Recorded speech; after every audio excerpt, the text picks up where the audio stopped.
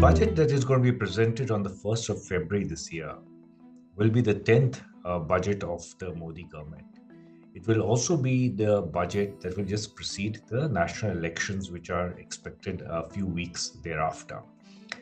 Now, typically, outgoing government puts a vote on account with an interim budget so that the government has the financial capability to continue functioning into the new year, which is from the 1st of April.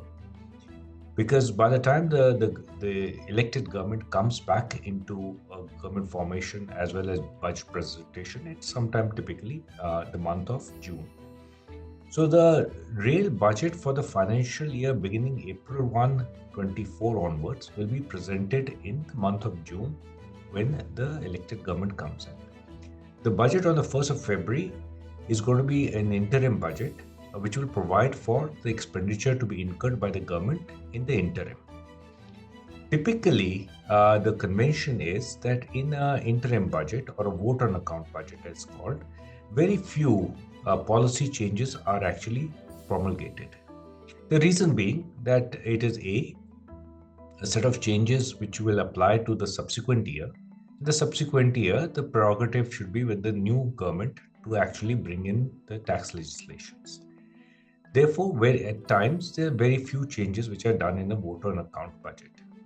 In this year, it is quite likely that the government may keep with the convention of not bringing out too many changes in the tax policy for next year and may actually only do things which are actually imperative.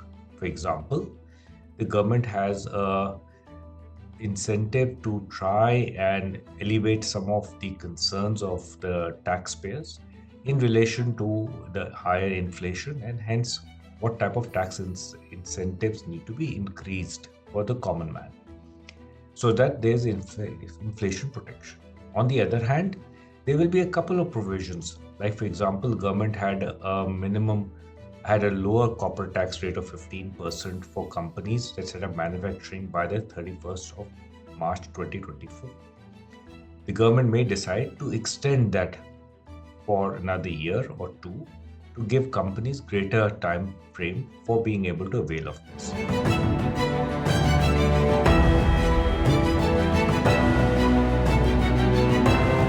From a sectoral perspective, I think there are two areas which are of keen interest for the government from a development perspective. One is around the entire climate and sustainability. And one of the aspects within the climate and sustainability is the need to enable energy transition, which means moving the economy from a fossil fuel to a far greener environment, which includes trying to allow financing to happen through what we call as green bonds.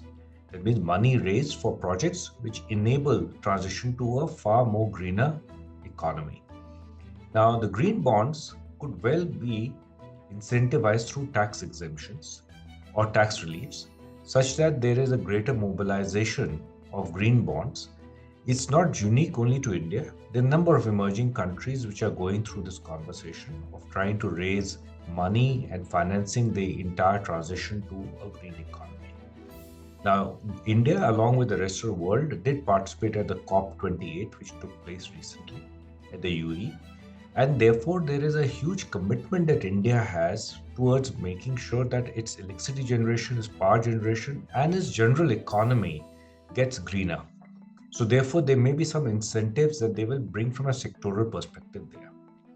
The second area which the government could well give a thrust to is around the digitization. Because digitization is a critical mega trend that is shaping India. And there are a number of digital businesses getting created and a number of digital players enabling the transition of our brick and mortar businesses to the hybrid world or to virtual world. So, some amount of tax frameworks which are more complex around the digitization are something which the government could well try and articulate as to how it is going to go and tax these in the future.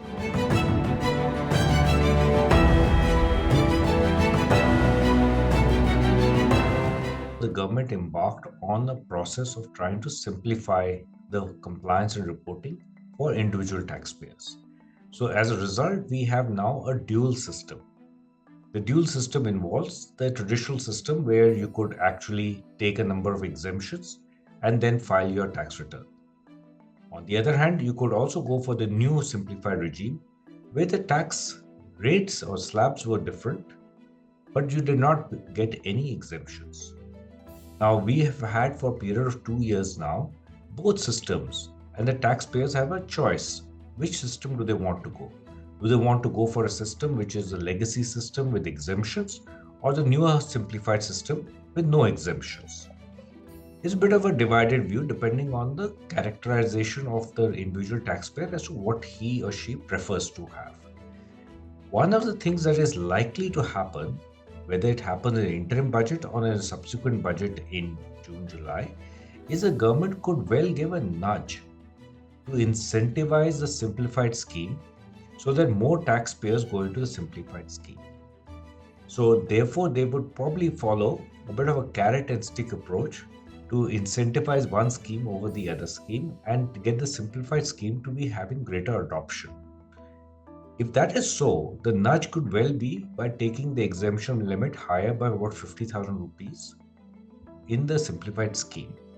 So that could happen in the interim budget or it may happen subsequently in the final budget.